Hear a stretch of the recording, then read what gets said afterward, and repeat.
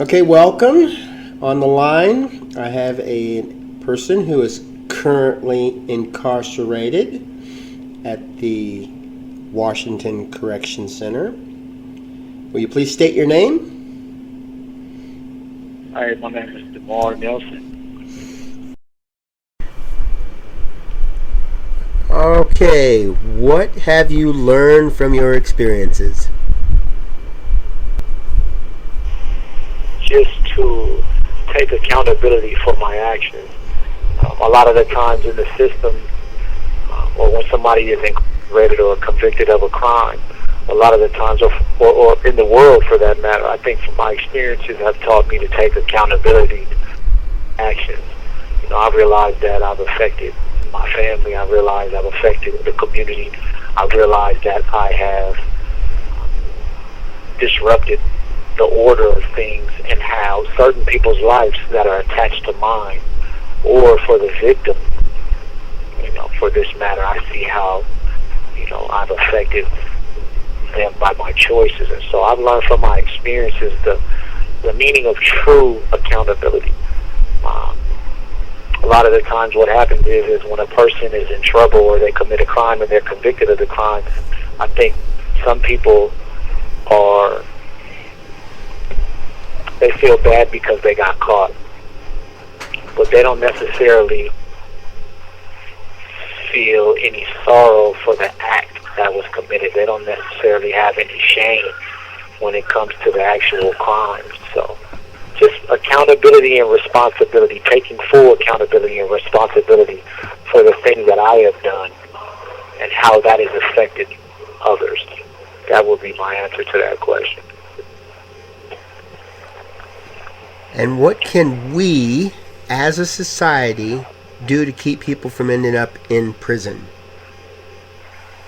I think what we can do as a society is start to really embrace people's struggles. I'm not a really strong political guy, but I understand how different climates and there's a different consciousness going on when it comes to the wrongdoings of a human. And I think we've gotten away from embracing people's personal struggles. I think we've gotten away from receiving people in a positive manner based on what they deal with. For example, if a person commits a crime or they hurt somebody or they break a rule, a lot of the times we look to condemn or we look to find a way to place them in a cast. So if they did this, they get this. If you say that, you get this.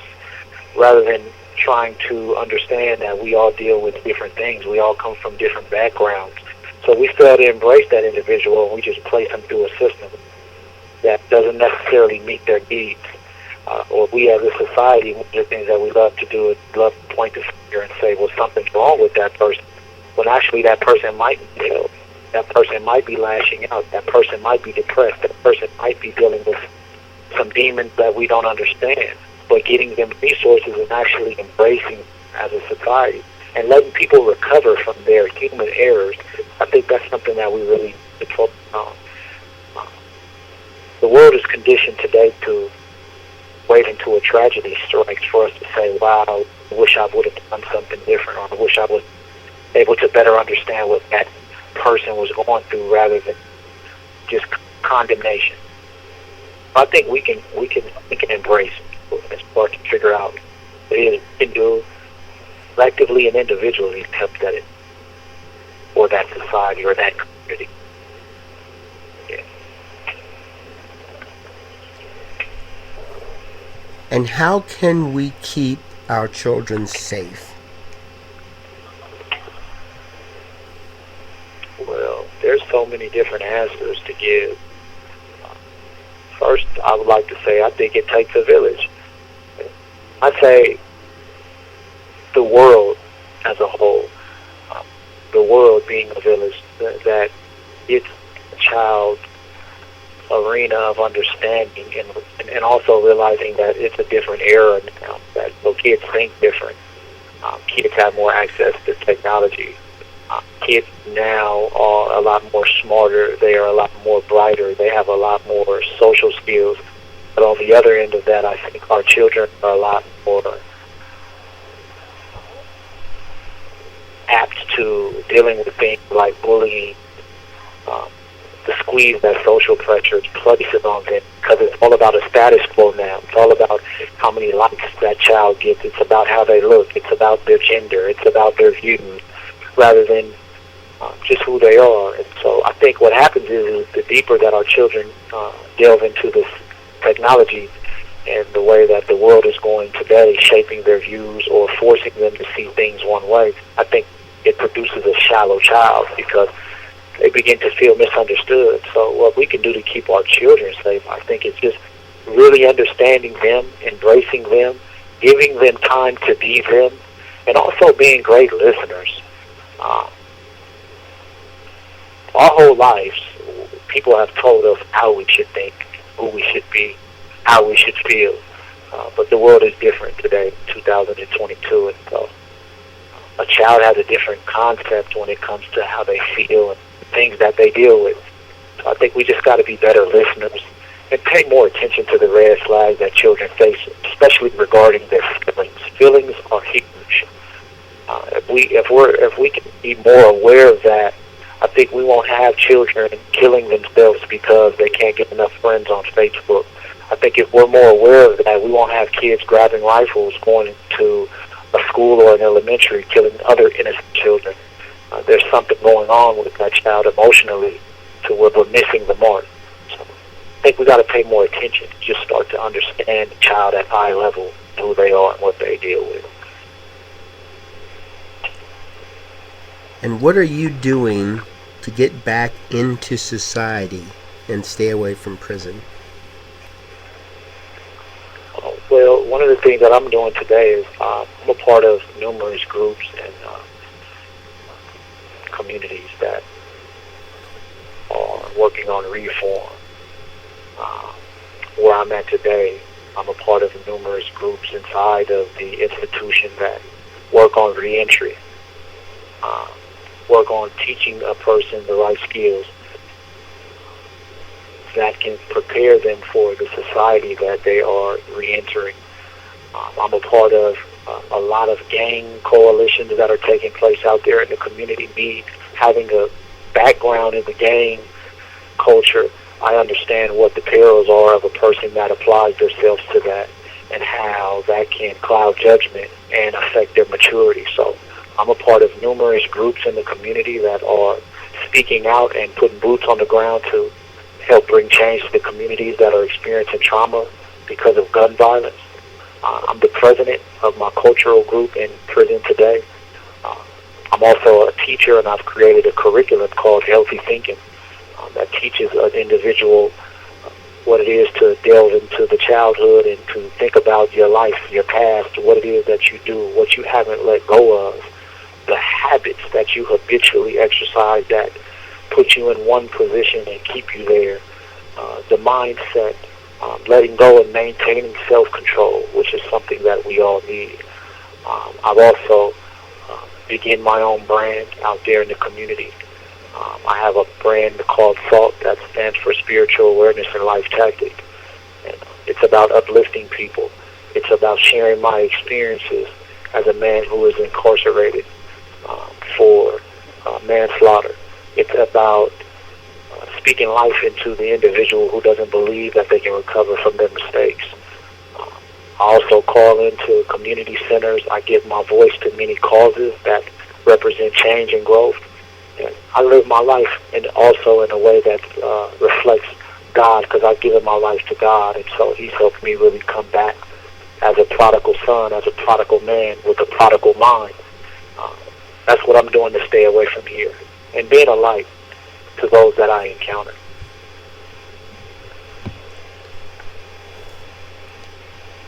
And what improvements can be made to the Department of Corrections? Well, the Bureau of Prisons and the DOC as a whole, I realize that this is an institution. And so with that, there's a lot of things that are threaded into the systemic way of doing things. I think we can just start with the people that we hire and what it is that they preach in terms of, the mission statement. Me personally, I've ran into a lot of great people within the DOC system, but I also think that if they can continue to hire people that are more proactive in seeing that individual be successful in the prison and also re-entering the community.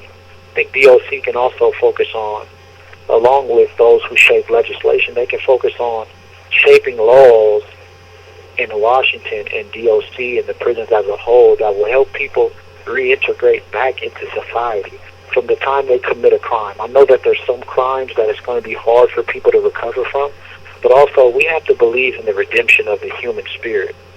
There's a lot of people that have committed crimes when they're 15, 18, 21.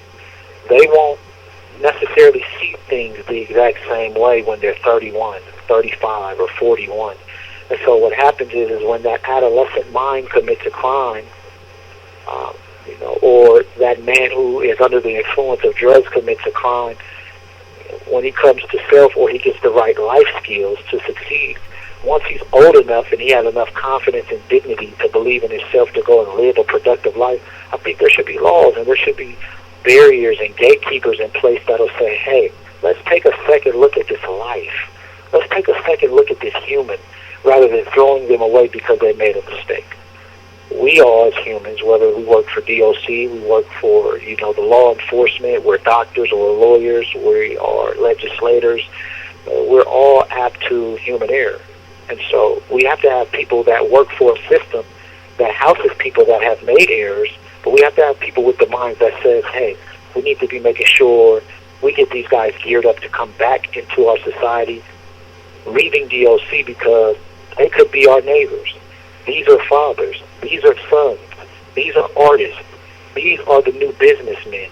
We need to look at it like that. So I remember a time where DOC actually was being ran by DSHS, and they had a more humane approach to how they dealt with individuals who committed crimes. And so I think we should just go back to that, following the mission statement of re-entry upon conviction, having the mind frame to be humane with the individual, and get laws off the books that are dehumanizing and that are keeping people here way past the time that they can grow and learn from their mistakes. Definitely. And you have a rare opportunity of being able to broadcast the podcast from the prison. Would you like to tell us about that? Well, yes, I actually started my podcast, like I was saying earlier. It's one of the most beautiful things that I've ever done since I've been in here. It's actually given me a newfound purpose, just using my voice and actually speaking truth to power. That's one of my mottos, but I started S.A.L.T. S.A.L.T stands for Spiritual Awareness and Life Tactic. Like I said, I'm a strong believer in the Word of God. That's the Bible. And so as a believer, one day I was reading the book of Matthew, and it talked about how we are the salt of the earth. And that kind of really, it stood out to me in a profound way. Now, one of the things that I've always done is I've always read the Word, but for some reason this jumped out at me. And I think it jumped out because it was a calling for me to actually do something with that. And it was also an identifier. And that's who I am. I've always been encouraging. I've always brought light and life to people. But S.A.L.T actually came about because I said, hey, well, let me look into this. So I looked up S.A.L.T, and one of the things that we found was S.A.L.T heals, it adds flavor, and it preserves. And so I said, well, if this is who I am, then I need to do this and be this for other people. So I started S.A.L.T. S.A.L.T is all about adding life. It's all about adding flavor. It's all about putting flames on somebody else's candle. We talk about everything on this podcast, from love and what it's like to grow up the way that I did in a gang-ridden community, what it's like to go through traumatic experiences, what it's like to have family dysfunction. We talk about what it means to be a champion through the changes that we face in life. Talk about furnishing hell, how a person should not stay where they are based on what they deal with, because a lot of the times one of the things that we do is we get so used to a circumstance, we start to dress that circumstance up to make it comfortable. So no, it's about pushing people to be the best them. It's about being an example. It's about being a light, preserving their spirit, their mind, their heart. So that's what I do. I also have a Instagram for that, so anybody that wants to follow me, tag along. I'm always pressing and pushing great content that'll be something you can apply to your life and be a manifestation of the greater you. And that's at S.A.L.T on Instagram. And so it's definitely life changing. And I got over thousands of followers now from here to the UK, Nigeria, and it's just all about embracing people. It's all about helping them be who they are, not pulling them down or striking a blow, but picking them up and lifting them up. That's what I'm all about. That's what helps me survive now. My past, my pain, and my trauma is my teacher.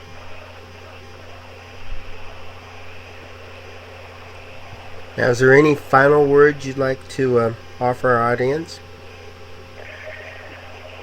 If you're riding in your car, if you are on your computer, if you are a legislator, if you are a lawyer, if you are a pastor, if you are an individual who is about making change, or if you're just not in a place where you want to necessarily change, you believe in, keeping people where they are, I'd like to say just keep an open mind. Keep an open mind to allowing the human spirit or the individual to have a second chance.